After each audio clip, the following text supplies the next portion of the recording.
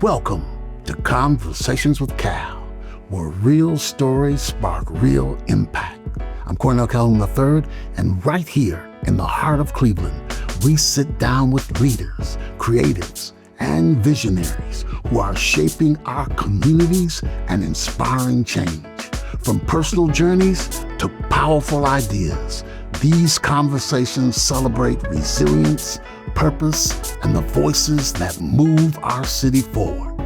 This is dialogue that uplifts, connects, and challenges us to grow. Welcome to Conversations with Cal. Greetings, Cleveland, and welcome to Conversations with Cal, the show that initiates engaging conversation. I'm your host, Cornell Calhoun III, and I'm thrilled to have as my guest a true leader who's changing lives in Northeast Ohio and beyond, the president and CEO of Goodwill of Greater Cleveland and East Central Ohio, Miss Ann Richards. Ann, welcome to the show. Thank you for having me. Let's start a conversation. Okay.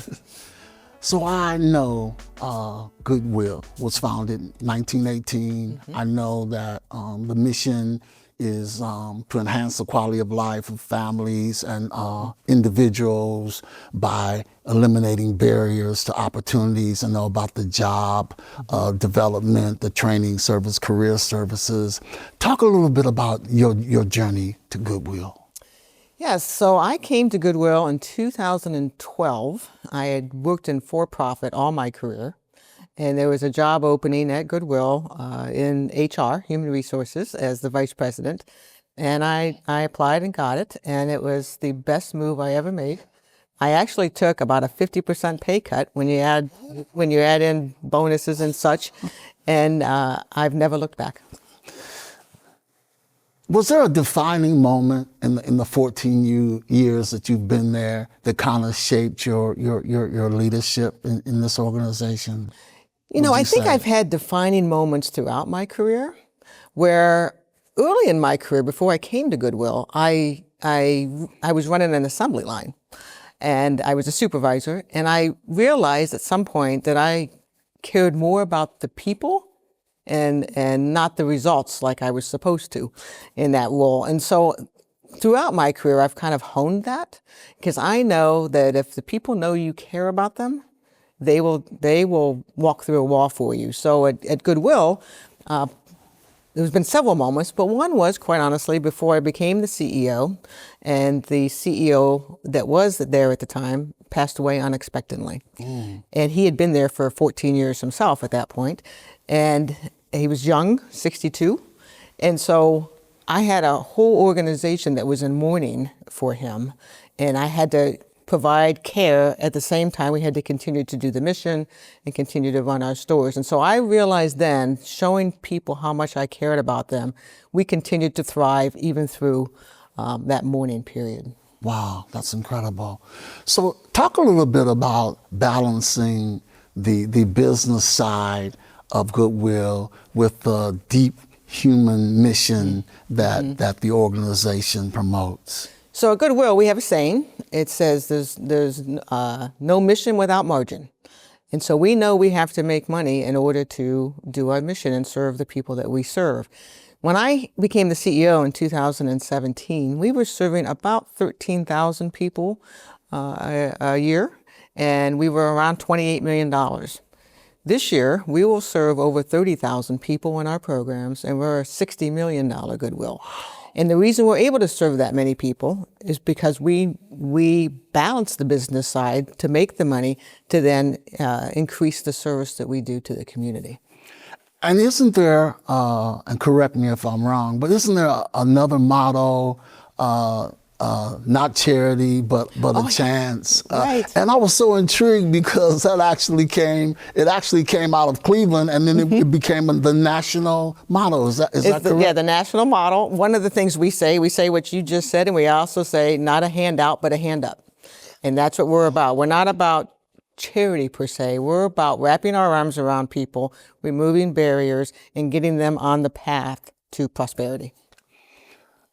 Define for me, in your own words, the power of work, because I know that's so important in your organization. It is. We talk about the power of work all the time. Power of work to me means opportunity. It means opportunity to have a roof over your head, opportunity to provide food on your table, opportunity to provide for your children, opportunity to own a home ultimately, and then that passes down. So then you develop generational wealth. When you think about people that don't have the power of work, sometimes their kids are hungry, and then how are they going to do well in school? They can't pass down generational wealth, so you actually have generational poverty. So the power of work makes all that happen. And what are some of the, would you say, biggest challenges for organizations like Goodwill today? Goodwill is unique in its space because we have the stores, which is a revenue stream for us. Most nonprofits don't have that. They rely on state and federal funding. We don't. But what we do rely on is we rely on the generosity of our shoppers and our donors. And the truth of the matter is we don't get enough donations in our stores, and we have to actually purchase donations in order to fill our stores. So when you think back to 2020 and COVID, and a lot of nonprofits were getting money from the government, we didn't get any because we're not used to getting money from the government. But then we lost all of our revenue in literally 72 hours because our stores all shut down for 2 months.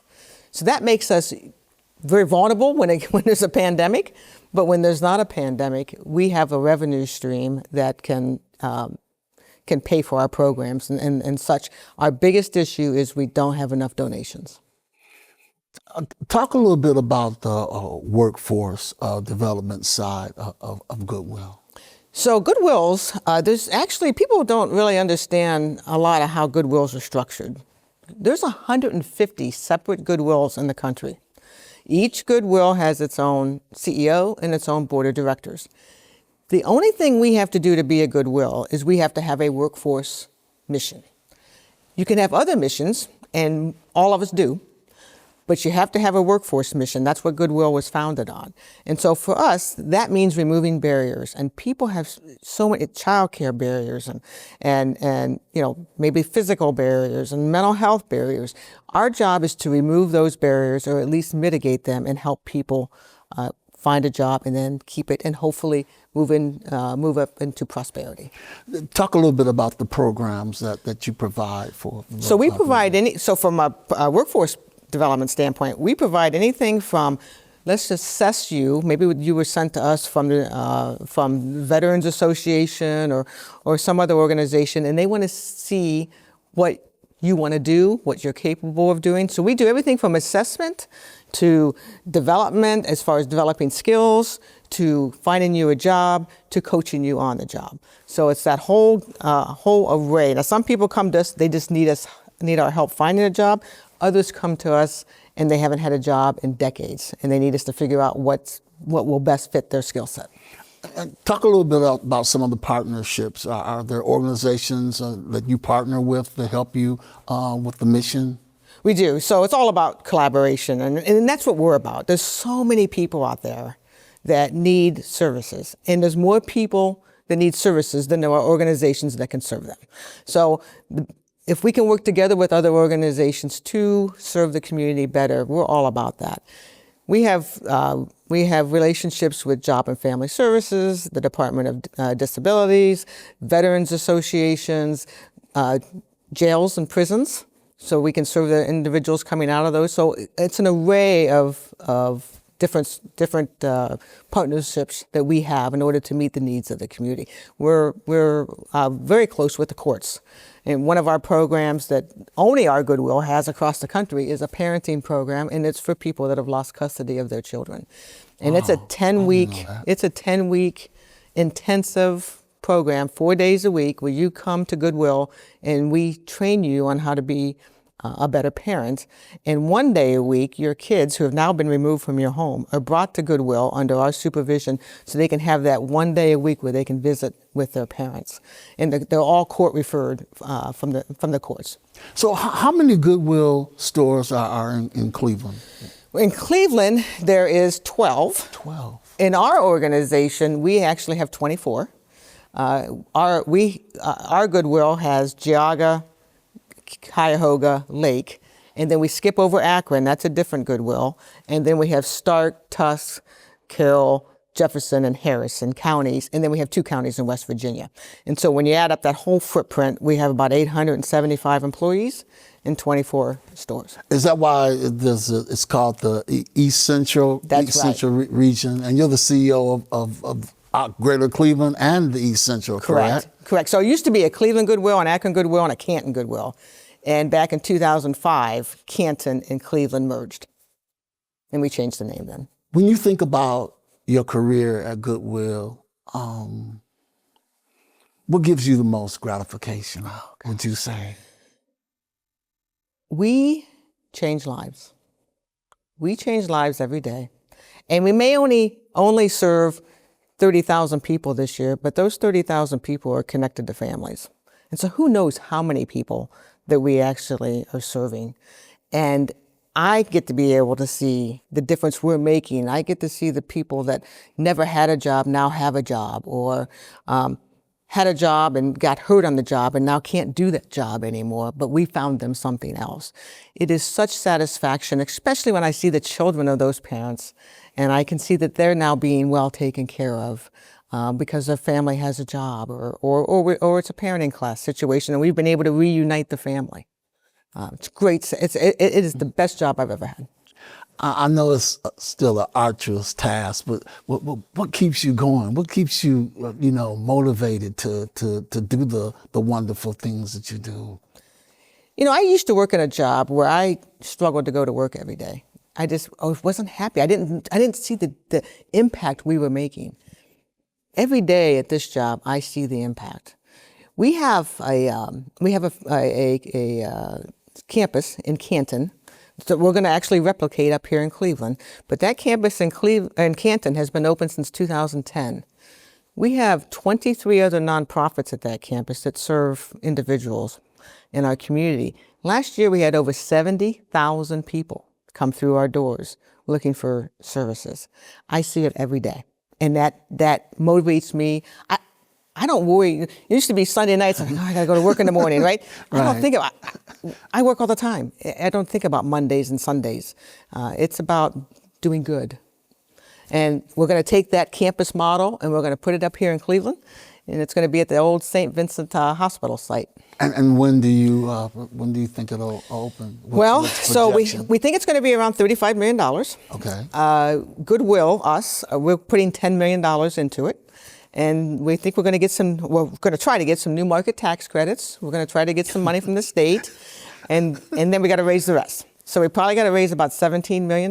But we've had conversations out in the community with different organizations, foundations, et cetera. That seems to be really positive comments. And we think there's a lot of interest. We're going to kick the campaign off June 3rd. And we're hoping to break ground this time next year. It'll have a grocery store. We're hoping to have a daycare center. We're going to have our workforce programs. We're trying to get a bank in there, all right there where the St. Vincent Hospital used to be.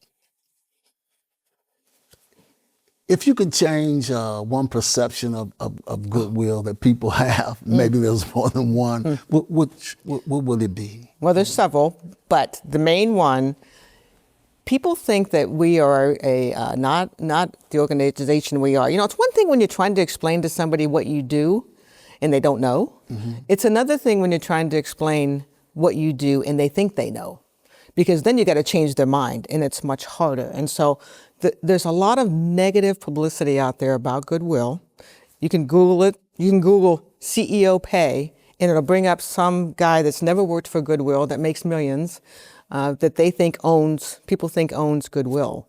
And that's just simply not the case. We are a nonprofit that serves, if you add all 150 of us together, millions of people a year. But the public perception is we are a private organization owned by one individual who gets paid millions to run the organization. So you can easily Google CEO pay and it'll bring up this guy. Wow. In 14 years, the 14 years you've been there, tell me inspiring story that you witnessed firsthand from Goodwill. So we had an individual woman show up at our campus one day. It was raining outside. She was drenched. She was sick. She came to our door, our receptionist, and said she needed food. And we have a food pantry at the campus. But our receptionist saw that she also was not feeling well. And so we also have a healthcare facility at our campus. She didn't have any clothes other than what was on her back, and they were soaking wet. So what we did is we referred her around that day and she didn't have a home, she was homeless, to the homeless continuum, to our healthcare facility. We got her food at the food bank. We got her clothes from Goodwill. And when she left there, they had temporary housing already set up. She had clothing, and then she had medicine, because they had a pharmacy at the time. She got medicine, and so all these, she came for just anything, and we were able to wrap ourselves around because we all work so well together. And that woman left that day with housing and food and clothing. Wow. What do you want your legacy to be, Ann? And not as a leader, but just as a person. You know, I'm glad you asked it that way, because people ask me, I'm going to be 61 next month. And people ask me, what do you want your legacy to be? And when I don't think about legacy in those terms. I don't really care about that, because I just want people to do good, right? And I don't want credit for that. However, when you ask me about a person, I want people to have felt that I left the place a little bit better, but more importantly, that I cared about them. I want people to know that I truly cared about them, and that matters to me more than anything, because I know what it's like. I know what it's like not to maybe feel like you've been cared about, and all of us know that at some point in time in our life. I want people to walk away from me feeling better than when they came in my presence. And what's your vision for Goodwill moving forward? So we're going to continue to grow. We just merged with a smaller nonprofit because they couldn't continue to do their back office functions. They didn't have the money to do that. And they served last year 4,000 kids with significant mental health challenges. These kids aren't often mainstreamed because they can't be. And they were going to have to probably shut down because they couldn't afford the HR and the marketing and all of that. We can do that. And so I see Goodwill continuing to grow. We're going to open 3 stores this year, 3 stores next year. With those stores, we will have more money in order to build our programs. I see us continuing to be an integral member of our communities and to be making a difference and to be changing lives and to grow. We'll be 60 million this year. When I leave when I retire, we'll be over 70 million. And I suspect that will continue well after I'm gone. Are there any challenges with the changing of the economic landscape for nonprofits, for Goodwill, would you say? There is certainly for Goodwill. There's for nonprofits in general. But for Goodwill, things are different now than they were 14 years ago when I first came to Goodwill. People didn't sell their clothes online. There weren't for-profits. There's a lot of for-profits that are in thrift retail right now, and the shoppers and the donors don't often know that they're for-profits. And so that's why we're struggling now with donations, because the donations are going to other organizations that they may think are nonprofits, but they're not, or the stuff's being sold online, or we have fast fashion now, and the clothes aren't that good. They don't last that long. So all of those things are impacting our ability to get donations, which ultimately impacts our margin and our ability to serve. For an organization like this, what would you say defines success, and not financially, but what's successful to you? Changing lives, and we know we do it.